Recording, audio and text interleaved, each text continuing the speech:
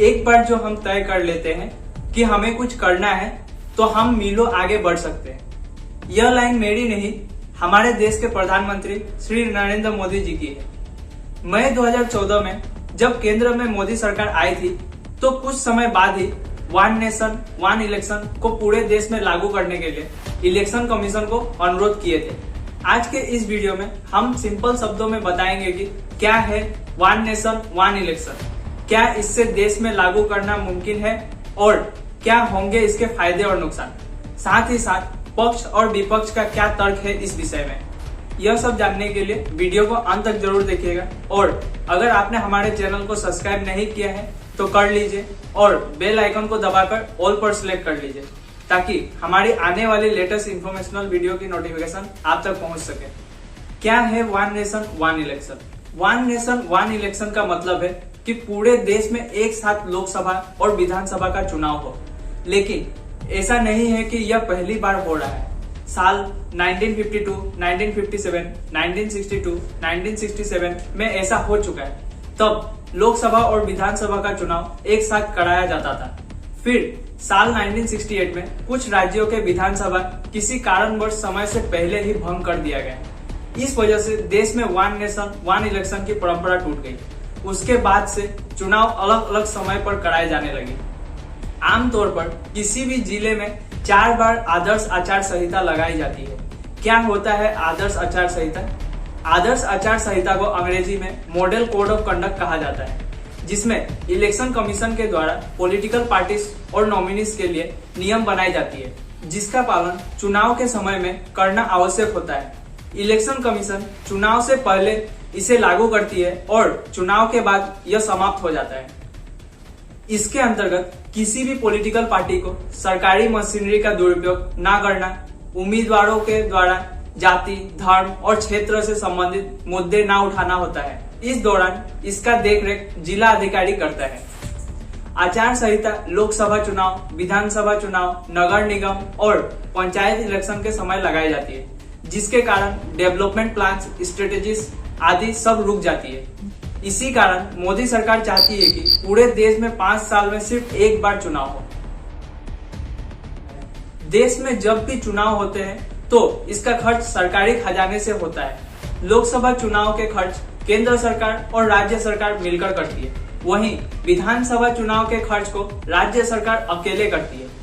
Election commission की माने तो देश में 1952 में जब पहली बार लोकसभा चुनाव हुए थे तब 10 करोड़ 45 लाख रुपए खर्च हुए थे, जिसमें पर वोटर खर्च देखे तो सिर्फ 60 पैसे थे। यह 1991 में बढ़कर 359 करोड़ रुपए हो गए थे और पर वोटर खर्च 7 रुपए ही आए थे। वहीं 2014 में यह खर्च और बढ़कर 3870 करोड़ हो गया और पर वोटर 46.40 रुपए का खर्च आया और 2019 में यह खर्च 9000 करोड़ रुपए का हो गया। हमारे देश में वोट के नाम पर करोड़ों रुपए यूं ही उड़ा दिए जाते हैं, जो कि यह आंकड़ा हर साल बढ़ता ही रहता है। यदि किसी एक स्टेट की बात करें तो 2015 में बिहार चुनाव पर लगभग 300 करोड़ रुपए का खर्च हुआ था, जो कि 5 साल के बाद बढ़कर 2020 में 625 करोड़ रुपए हो गए। यदि किसी देश में एक साथ वोट कराए जाते हैं तो चुनाव के खर्च, पार्टी के खर्च आदि पर आसानी से नजर रखा जा सकता है, जिससे देश का बहुत सारा पैसा बचेगा। यदि एक साथ चुनाव कराए जाते हैं तो सरकार की नीतियों का समय पर इम्प्लीमेंटेशन हो पाएगा और प्रशासनिक तंत्र विकास करने में लग पाएगी। यदि वन नेशन वन इलेक्शन को इम्प्लीमेंट करना है तो इसके लिए लोकसभा की सभी 543 सीटों के साथ सभी राज्यों और केंद्र शासित प्रदेशों की 4726 सीटों पर चुनाव एक साथ कराने होंगे, जो कि एक बड़ी चुनौती होगी। और अभी के समय में राज्य और केंद्र शासित प्रदेश में विधानसभा का कार्यकाल लोकसभा से अलग चल रहा है। ऐसे में इनका चुनाव या तो समय से पहले करना होगा या इनका कार्यकाल बढ़ाना होगा। 2019 के आंकड़ों के अनुसार लोकसभा में कुल वोटरों की संख्या 91 करोड़ थी, जो कि 2024 में बढ़कर 101 करोड़ हो जाएगी। इतने वोटरों को एक साथ चुनाव में शामिल करना बहुत ही बड़ी चुनौती होगी। अगर सरकार को देश भर में एक साथ चुनाव करना है तो सबसे पहले संविधान में संशोधन करना होगा।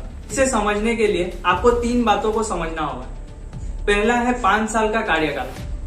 संविधान में आर्टिकल 83 के मुताबिक लोकसभा का कार्यकाल 5 साल तक होता है और आर्टिकल 172 सब क्लोज 1 के मुताबिक विधानसभा का कार्यकाल 5 साल तक होता है। हालांकि आर्टिकल 83 सब क्लोज 2 में यह प्रावधान है कि लोकसभा और विधानसभा का कार्यकाल एक बार में सिर्फ 1 साल तक के लिए ही बढ़ाया जा सकता है, वो भी देश में इमरजेंसी लगी हो तब। 1977 में जब इमरजेंसी लगी थी तब लोकसभा का कार्यकाल 10 महीने के लिए बढ़ाया गया था। दूसरा है 5 साल से पहले लोकसभा और विधानसभा कैसे डिसॉल्व होगी। आर्टिकल 85 सब क्लोज 2B के अनुसार राष्ट्रपति के पास लोकसभा डिसॉल्व करने की अधिकार है। इसी तरह से आर्टिकल 174 सब क्लोज 2B के अनुसार गवर्नर के पास विधानसभा डिसॉल्व करने का अधिकार है। लेकिन यहाँ भी एक समस्या है, वो यह है कि अगर राज्यपाल विधानसभा डिसॉल्व करने की सिफारिश करते भी है तो दोबारा चुनाव कराने की जरूरत पड़ती है, जिसके लिए संसद के दोनों सदन लोकसभा और राज्यसभा की मंजूरी होनी चाहिए। तीसरा है अगर लोकसभा 5 साल से पहले डिसॉल्व हुई तो एक साथ चुनाव कराने में तीसरी दिक्कत यह है कि अगर लोकसभा 5 साल से पहले ही डिसॉल्व कर दी गई तो स्थिति दोबारा से वही बन जाएगी जो अभी है, क्योंकि अभी तक लोकसभा 5 सालों में 6 बार डिसॉल्व कर दी गई है, जबकि एक बार इसके कार्यकाल को भी बढ़ाया गया है। यानी हम घूम फिर कर दोबारा से अलग अलग चुनाव की तरफ ही आ जाएंगे। विपक्ष की यह चिंता है कि वोटर स्थानीय मुद्दों के बजाय राष्ट्रीय मुद्दों पर वोट देंगे, जिससे सिर्फ एक ही पार्टी को फायदा मिलेगी। वही पक्ष का कहना है कि लोकसभा विधानसभा चुनाव एक साथ होने से खर्च कम होगा और डेवलपमेंट वर्क नहीं रुकेगा। लॉ कमीशन के रिपोर्ट के मुताबिक देश में 2 फेज में चुनाव कराए जा सकते हैं। पहले में लोकसभा चुनाव के साथ ही कुछ राज्यों का चुनाव भी करा दिया जाए और दूसरे फेज में बाकी बचे राज्यों को चुनाव करवा दे। हालांकि इसके लिए कुछ राज्यों के कार्यकाल बढ़ाने पड़ेंगे और कुछ राज्यों के कार्यकाल को डिसॉल्व करना होगा। आज के इस वीडियो में इतना ही। वीडियो पसंद आई हो तो लाइक शेयर एंड सब्सक्राइब जरूर करें। मिलते हैं अगली वीडियो में। जय हिंद।